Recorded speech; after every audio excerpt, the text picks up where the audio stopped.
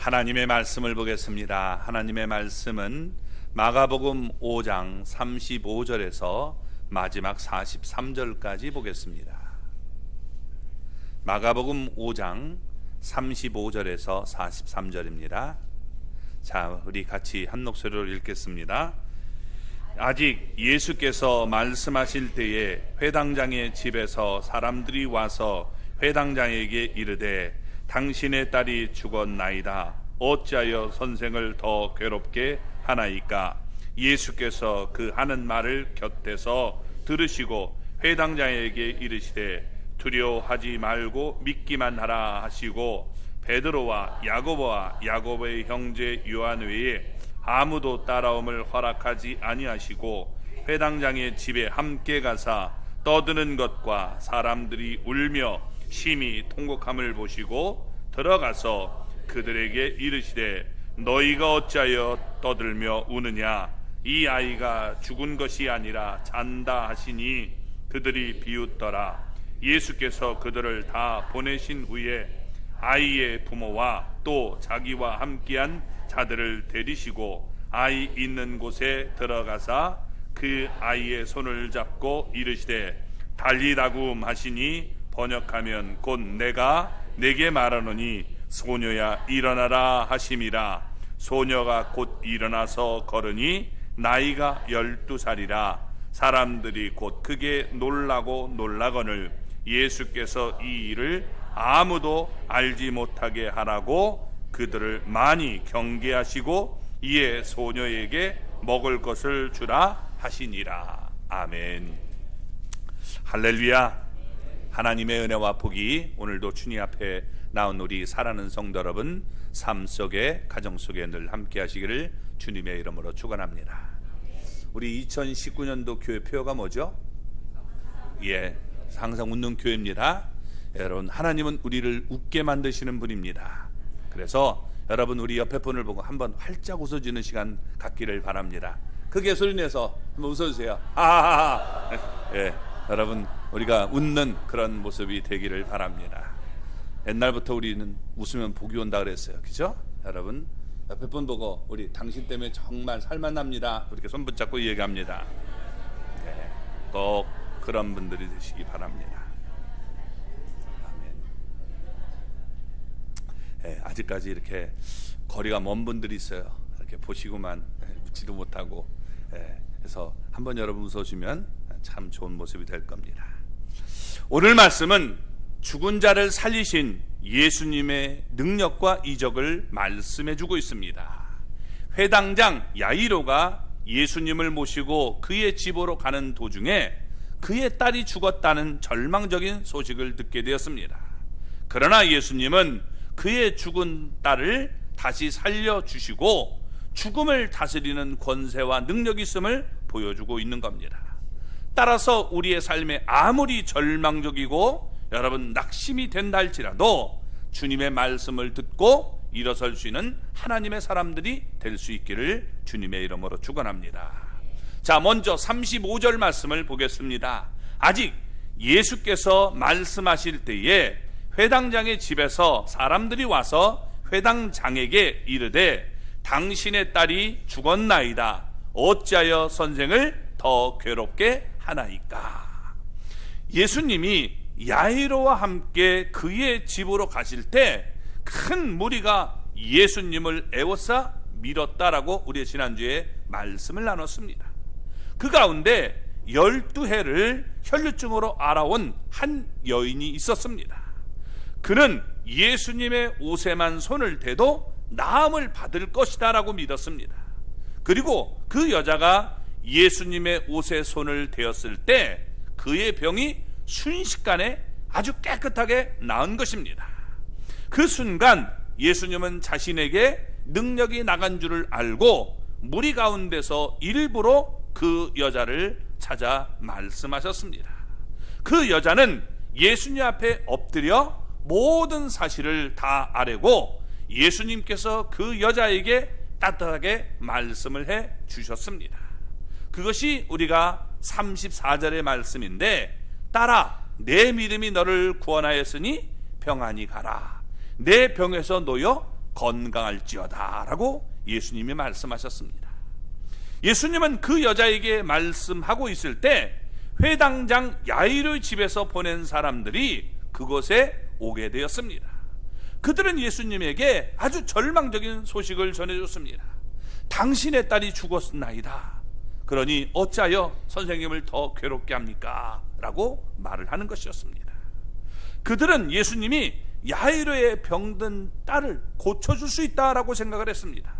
그러나 이제는 죽고 난 뒤니 더 이상 예수님도 어찌할 수가 없으니 예수님 괴롭히지 말고 그대로 내버려 두십시오 라고 생각한 것입니다. 회당장에 속한 사람들이 예수님이 지금 말을 하고 있는 중에 끼어든 것은 회당장의 딸이 이미 죽었기 때문에 이 사실을 한시라도 빨리 알려서 더 이상 예수님에게 수고를 끼치지 않는 것이 이게 옳다라고 생각을 한 것입니다. 이런 태도는 세상의 윤리적인 관점으로 보면 매우 예절 바른 행위라고 말할 수 있지만, 그러나 여러분 믿음의 관점에서 보면 믿음이 없는 행위인 것입니다. 왜냐하면 예수님을 아직도 제대로 모르기 때문에 이렇게 말한 것입니다. 자, 36절을 보겠습니다. 예수께서 그 하는 말을 곁에서 들으시고 회당장에게 이르시되 두려워하지 말고 믿기만 하라 하시고, 예수님은 야이로의 집에서 온 사람들이 하는 말을 곁에서 들었습니다. 그리고 야이로가 정말 이제는 어쩌나 이렇게 두려워 떨고 있을 때 예수님은 그와 같은 상황에도 전혀 동요하지 않고 평안한 모습으로 야이로에게 말씀을 하셨습니다. 뭐라고 말씀하십니까? 두려워하지 말고 믿기만 하라 라고 말씀하신 겁니다. 왜? 두려움은 믿음을 약화시키기 때문에 믿음으로 두려움을 물리치라고 말씀하고 있는 것입니다. 그래서 여러분, 우리가 두려움에 지지 말고 믿음으로 두려움을 이길 수 있는 하나님의 사람이 되시기 바랍니다.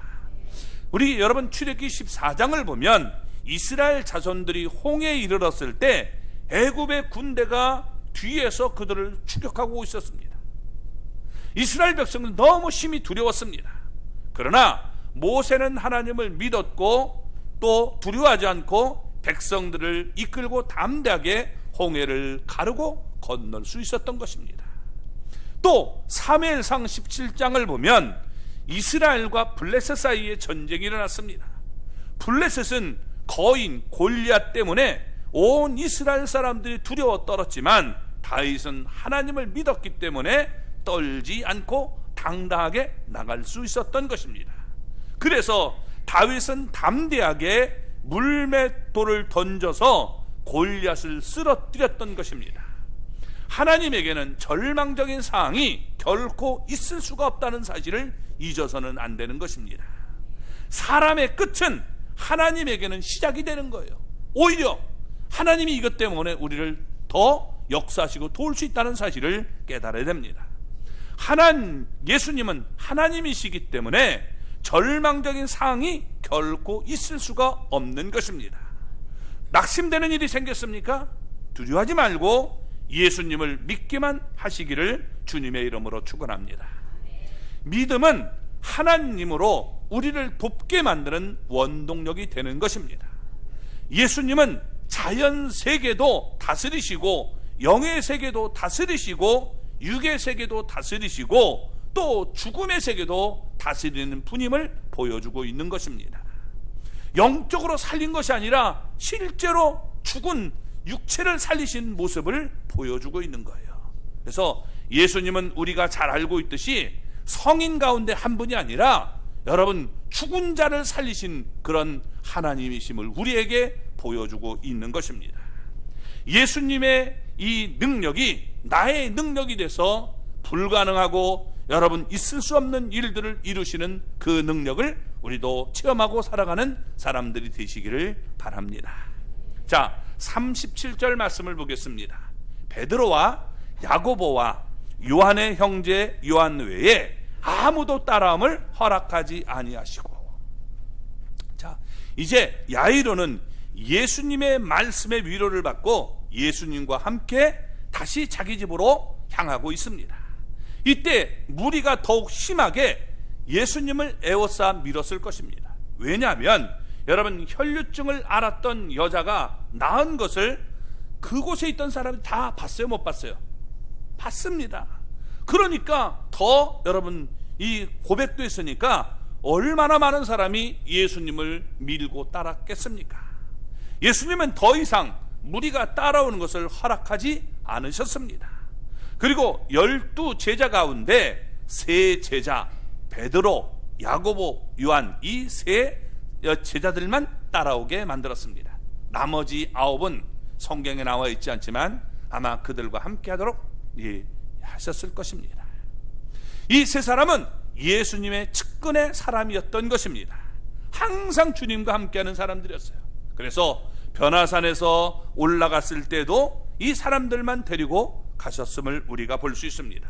또 겟세마네 동산에서 기도할 때도 이들 3사람만 예수님 곁에 있었던 것입니다.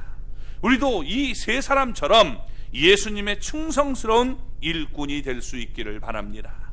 늘 주님과 동행하는 사람, 여러분, 이런 사람이 될 수 있기를 바랍니다. 그래서 귀하게 아름답게 쓰임받는 그런 사람들이 될 수 있기를 바랍니다. 자, 38절을 보겠습니다. 회당장의 집에 함께 가사 떠드는 것과 사람들이 울며 심히 통곡함을 보시고, 회당장 야이로의 집에 이제 갔더니 이미 장례식이 시작되고 있었던 겁니다. 유대인의 장례식은 아주 떠드는 것이 특징적입니다. 매우 소란스러워요. 그래서 3가지 요소가 그들에게는 필수적으로 있어야 됐던 것입니다. 먼저 슬픔을 적극적으로 표현해야 됐던 것입니다. 큰 소리로 울고 옷을 찢는 그런 모습을 보였던 것입니다. 전통적으로 그들은 옷을 찢는 방법을 39가지로 자세하게 규정해 만들어 놓고 있습니다. 그래서 부모님이 죽었을 땐 어디를 찢고, 자식이 죽었을 땐 어디를 찢고, 다 그런 것이 달라요. 이 자식이, 어린 자식이 죽었을 때 여러분, 엄마는 어디를 찢었을까요? 가슴을 도려내는 거예요.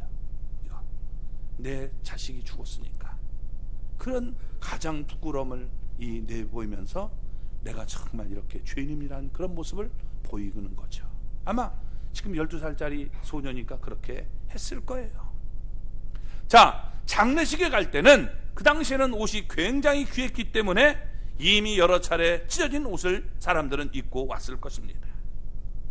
또 돈을 받고 직업적으로 울어주는 곡하는 사람들을 불러야 했습니다. 그들은 슬픔을 자극해서 사람들로 하여금 울게, 여러분, 울음을 촉진시키는 그런 사람들이었습니다. 옛날 우리도 여러분 어떻게 돼요? 우는 사람들이 있었잖아요. 아이고 아이고. 그래서 눈물도 안 나오는데 아이고 하고 하면 안 돼요. 안 나오니까 찍어가지고 이러면 곤란하죠.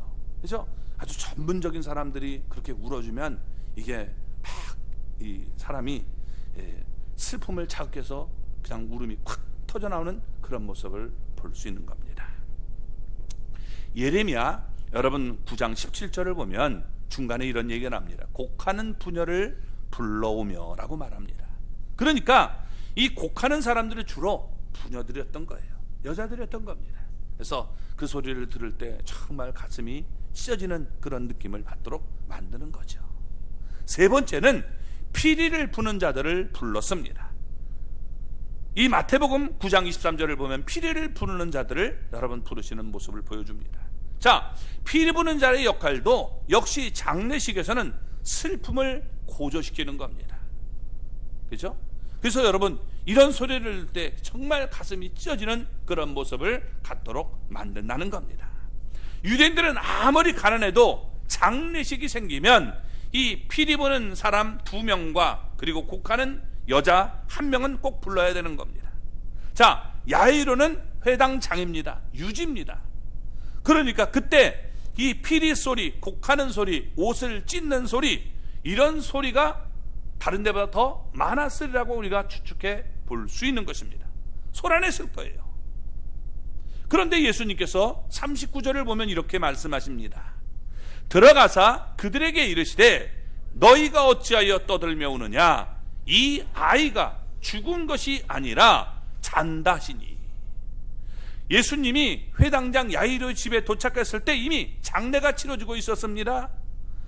사람들이 막 옵니다. 피리소리 들립니다. 근데 예수님이 장례를 지금 치르고 있는 자들에게 물었습니다. 너희가 어찌하여 떠들며 오느냐? 라고 말씀하신 겁니다. 유대인의 전통에 따라서 그들은 당연히 해야 할 일을 하고 있는 것입니다. 그런데도 예수님은 아무 의미가 없다는 지금 일을 하고 있는 그런 사람들을 지적하면서 그 이유를 밝히고 있는 거예요. 너희들이 왜 오느냐? 그러면서 이 아이가 죽은 것이 아니라 잔다라고 말씀했습니다. 야이로의 딸에게 아직 목숨이 붙어있기 때문에 이렇게 말씀하신 것이 전혀 아닙니다. 여러분, 야이로의 집에서 보낸 사람들이 지금 야이로의 딸이 죽었다는 소식을 전해 들었을 때 하는 말을 다 들었어요. 예수님은 죽었다는 거 알고 있습니다. 그렇지만 예수님은 그 아이가 죽은 것이 아니라 잔다라고 말씀하고 있는 겁니다. 왜냐하면 여러분, 잠자는 이것과 죽은 건 다르다는 거예요. 사람이 자는 사람은 어떻게 흔들어 깨우면 일어나죠. 그러니까 다시 일어나는 것은 죽은 게 아니라 잔다는 것입니다. 그러니까 이 잠자는 아이를 깨우는 것처럼 이 아이가 곧 일어나게 될 것을 예수님은 말씀하고 있는 것입니다. 성경은 우리가 여러분 죽은 것과 또 우리가 이 잔다는 것을 구별해서 얘기해 주고 있어요. 나사로가 죽었을 때 예수님은 뭐라고 말했습니까? 나사로가 잠들었다. 그를 깨우러 가자라고 얘기하셨습니다. 요한복음 11장 11절에 나오는 얘기죠. 또 스테반이 돌에 맞아 죽었을 때, 순교했을 때도 잔다라고 말씀을 했던 것입니다. 성도의 여러분 죽음을 성경은 그래서 잔다라고 표현하는 거예요. 왜? 우리는 죽은 걸로 끝나는 것이 아니라 분명히 다시 일어나기 때문입니다. 아멘? 여러분, 그래서 우리는 죽음을 두려워할 필요가 없는 거예요. 자, 그러면 왜 죽음을 잔다라고 우리가 말하고 있을까요? 죽음은 끝이 아니라 이거 자는 것처럼 언젠가 일어나게 됨을 우리에게 말씀해 주고 있는 겁니다. 우리도 언젠가 호흡이 끊어지겠죠. 그러면 세상 사람들은 우리를 죽었다라고 말하지만, 그러나 여러분, 우리는 죽은 것이 아니라 예수님 안에서 자는 모습이 되는 겁니다. 사람이 죽으면 이렇게 되는 거예요. 우리 사람 안에는 영혼이 있는데 이 영혼이 우리 몸을 떠나게 됩니다. 그래서 예수님과 함께하게 되는 거예요. 이 고린도후서 5장 8절을 보면 알 수 있습니다. 그래서 예수님이 십자가에 달려 회개한 강도에게 오늘 내가 나와 함께 낙원에 있으리라 라고 말씀했습니다. 자, 잠을 자는 것은 성도의 영혼이 아니라 육체를 얘기하고 있는 겁니다. 그러니까 육체를 영혼이 떠나게 되면 영혼은 즉시 예수님이 계신 천국으로 우리가 가는 거예요. 낙원으로 가는 겁니다. 예수님이 다시 오시는 날 우리 몸은 잠을 자다가 잠자던 그런 이 몸들 가운데서 일어나게 됨을 고린도전서 15장 51절에서 53절에 잘 말씀해 주고 있는 거예요. 우리 몸은 자는 것처럼 완전히 누워있지만 여러분 어떻게 돼요? 주님이 오실 때 우리의 몸을 깨워주시게 되는 거예요. 그래서 우리의 영혼과 육체가 여러분 결합을 해서 온전한 사람으로 우리가 여러분 회복이 되는 것입니다. 그때 그들의 몸은 썩지 않고 다시 죽지 않게 되는 것입니다. 이거 하나만 여러분 기억해도 우리가 신천지가 얼마나 거짓된 걸 알 수 있어요. 신천지가 되면 어떻게 돼요? 사람은 다시 죽을 수가 없고 썩을 수가 없는 거예요. 근데 저들은 그들이 신천지라고 하면서 거기 죽어야 안 죽어야 사람이요? 예? 그러면 그게 뭐예요? 신천지예요? 아니에요. 신천지예요.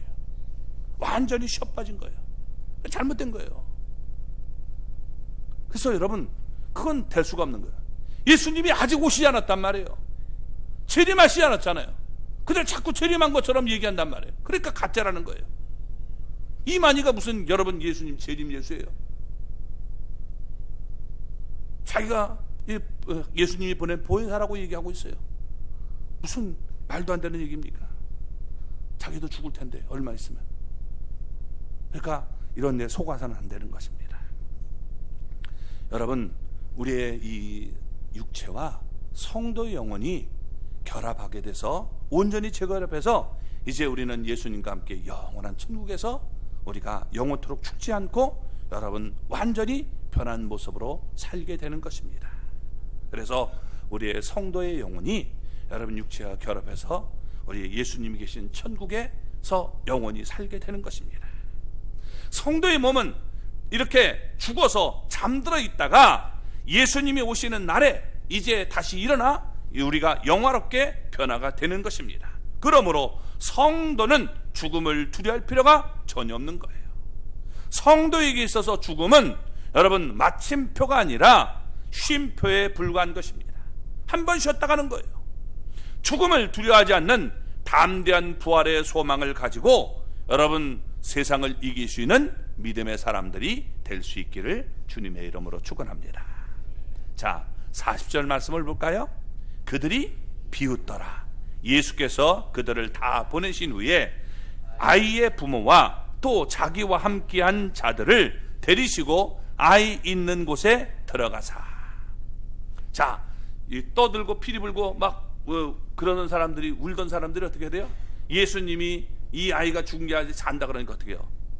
비웃었어요. 웃기고 있네, 이런 얘기죠. 누가복음 8장 53절 병행 구절을 보면 이렇게 말합니다. 그들이 그 죽은 것을 아는 고로 비웃더라. 우리는 죽은 걸 봤는데 뭐 잔다고 웃기는 소리, 저 사람 무슨, 이렇게 얘기하는 거죠. 야이로의 딸이 이미 몇 시간이 흘렀는지 모릅니다. 죽은 지. 그렇기 때문에 아마 피부빛도 변했을 것이고 몸도 굳었을 것인데 예수님이 그가 잔다라고 말씀하시니까 아, 저 사람 몰라도 너무 모른다 라고 하면서 비웃었다는 거예요. 저게 무슨 선자야? 이렇게 얘기했겠죠. 비웃었으니까. 그죠? 그러나 예수님은 전혀 동요하지 않았습니다. 비웃는 자들을 모두 다 바깥으로 내보냈어요. 그리고 예수님이 그 아이의 부모와 또 예수님의 세 제자들을 데리고 여러분 아이가 있는 곳으로 들어가셨습니다. 그리고 41절에 이렇게 얘기합니다. 그 아이의 손을 잡고 이르시되 달리다고 마시니 번역하면 곧 내가 네게 말하노니 소녀야 일어나라 함이니라. 아멘. 자, 예수님이 그 아이의 손을 잡고 말씀을 했다는 겁니다. 보세요. 예수님은 말씀으로 이 소녀를 일으킬 수 있습니까? 못 일으킵니까? 일으킬 수 있죠. 왜? 백부장의 여러분 하인이 죽었을 때도 어떻게 돼요? 병들었을 때도 죽은 게 아니죠. 병들었을 때도 어떻게 돼요? 말씀만 해도 고쳤단 말이에요. 그러니까 얼마든지 여러분 고칠 수 있는 겁니다. 자, 우리가 민수기 19장 11절을 보면 사람의 시체를 만지면 부정해집니다. 근데 예수님이 이 아이의 손을 잡고 말씀했다는 거예요. 왜 그랬을까요? 말씀만 하면 되잖아요. 근데 왜 이 아이의 여러분 지금 손을 잡고 일어나라 말씀했을까요? 그렇죠? 그 이유는 다른 데 있는 게 아니에요. 야이로가 예수님께 아이의 몸에 손을 얹어주기를 간곡히 여러분 부탁한 것이 23절에 나옵니다. 간곡히 구하여 이르되 내 어린 딸이 죽게 되었사오니 오셔서 그 위에 손을 얹으사 그로 구원을 받아 살게 하소서라고 얘기했던 거예요.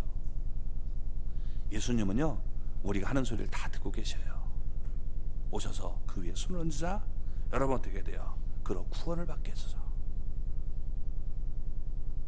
예수님은요 우리의 신음소리도 다 여러분 기억하고 계시는 거예요.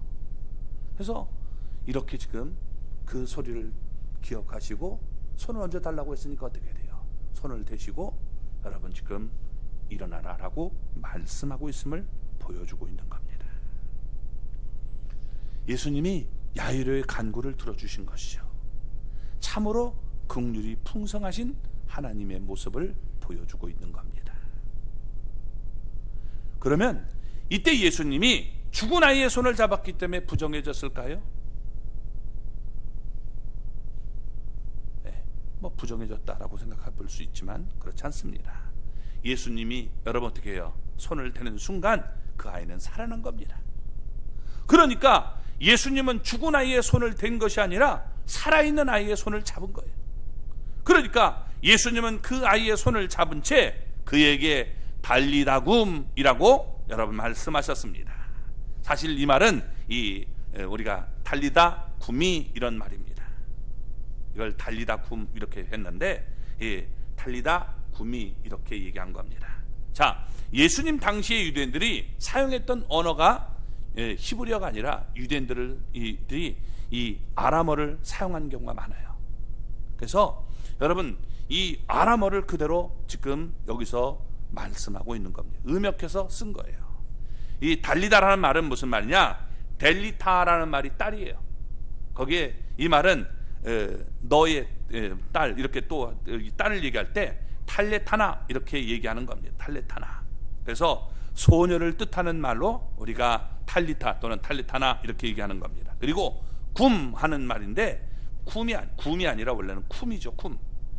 너 일어나라 할 때 쿰 하는 거예요. 근데 이걸 여성 우리가 명사로 여성 명령을 할 때 이가 붙어요. 쿰이. 그래서 이게 델리타 쿰이 이렇게 되는 겁니다. 그래서 일어나라 라고 얘기하는 것인데 그냥 우리는 그냥 달리다 굼 한 거예요. 달리타 굼이 원래 이렇게 해야 정확한 의미 되는 겁니다. 자, 그래서 여러분 이 바벨론의 포로로 잡혀갔다가 그곳에 돌아온 사람들이 아직도 이게 뭐냐면 그 언어를 쓰고 있었던 겁니다. 그래서 예수님도 그런 언어를 사용했고 그런 사람들이 많이 쓰고 있었기 때문에 이렇게 지금 아람어를 사용해서 말씀하고 있는 겁니다.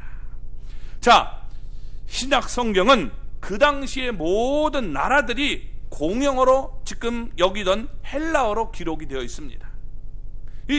우리 신약성은 헬라어로 기록이 됐어요. 그런데 예수님은 유대인이잖아요. 그리고 아람어를 그 당시에 쓰고 있었기 때문에 이 마가복음은 로마 사람들을 위해 썼는데 아람어를 쓰면 몰라요. 달리다 굼이 하면 이게 무슨 말인지 이해할 수 없잖아요. 그래서 달리다 굼 이렇게 달리다 굼 써놓고 내가 네게 말하노니 소녀야 일어나라 라고 번역을 해줘서 이렇게 기록해 놓고 있는 겁니다. 자, 달리다 굼이라는 말을 그대로 직역하면 소녀야 일어나라 라고 얘기해야 됩니다. 그런데 그렇게 말하지 않고 내가 네게 말하노니 라는 말씀을 덧붙여서 의역해서 기록하고 있다는 겁니다. 이게 뭐냐? 여러분 부모님이 이제 소녀에게 딸에게 얘기할 때 어떻게 되냐면 아침에 깨울 때 어떻게 하냐면 달리다 굼 이렇게 깨운단 말이에요. 그러면 애가 이렇게 하면서 일어나는 거죠.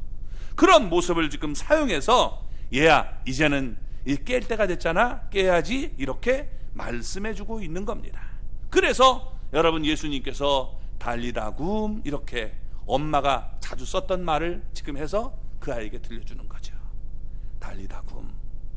네, 달리다 굼이 원래 그렇게 된다고 그랬죠. 네. 하여튼 그렇게 말씀하셨단 말이에요. 그러니까 여러분 42절에 뭐라고 됩니까? 자, 소녀가 곧 일어나서 걸으니 나이가 12살이라 사람들이 곧 크게 놀라거늘. 야이로의 딸은 오랫동안 알아누웠기 때문에 그의 몸은 쇠약할 대로 쇠약해졌을 것입니다. 그런데 누가 잡아 일으켜 준 게 아니에요. 여러분 곧 일어나서 그가 걸었습니다. 걸을 때도 비틀비틀 거린 게 아니라 여러분 자신 있게 걷는 모습을 보여줍니다. 누가 부축해 줄 필요가 없이 아주 건강한 모습으로 나타나게 된 겁니다. 기운이 없어서 겨우 움직이는 정도도 아니었습니다.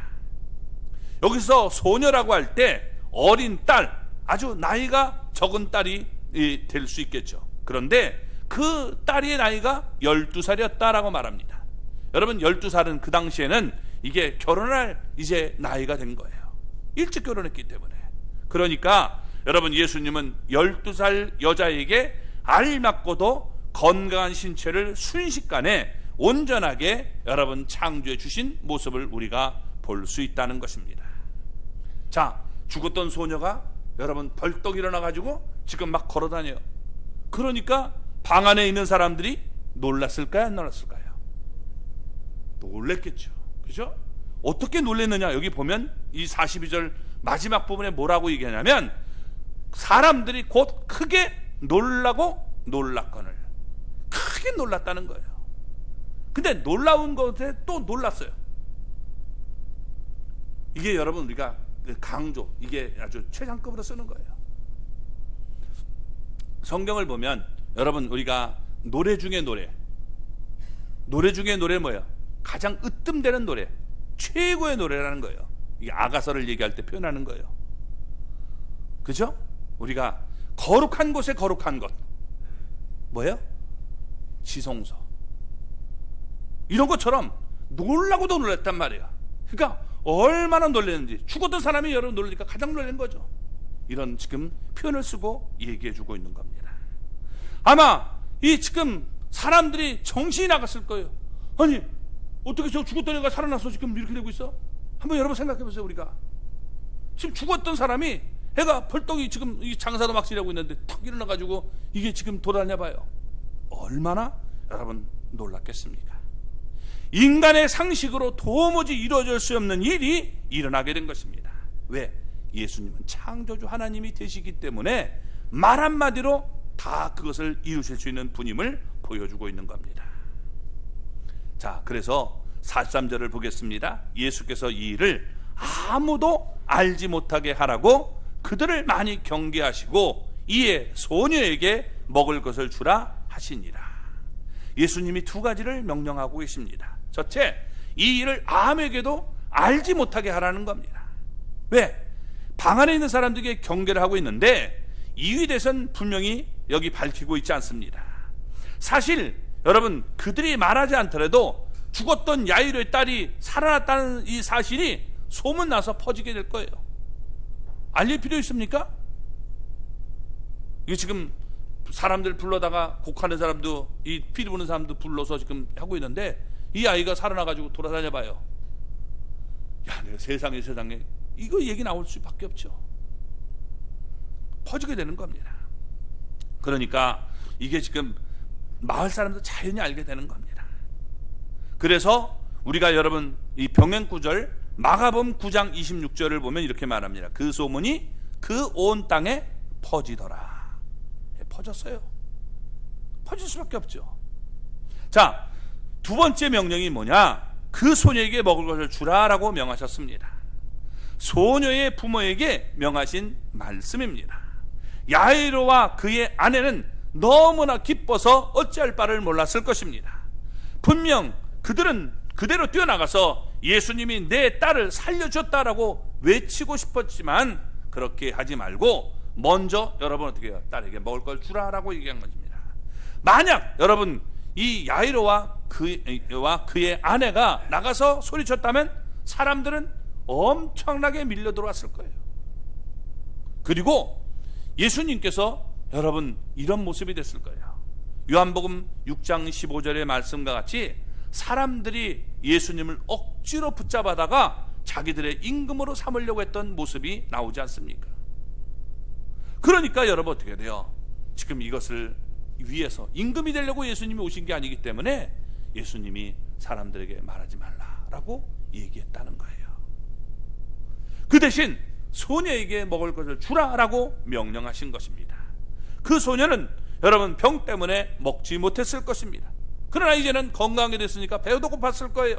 그래서 여러분 먹을 것을 갖다 주라고 말씀하시고 있는 겁니다. 그리고 예수님은 여러분 제자들을 데리고 조용히 그것을 떠나서 예수님의 고향 나사렛으로 가실 수 있었음을 이제 다음 장 6장에서 볼 수가 있게 되는 겁니다.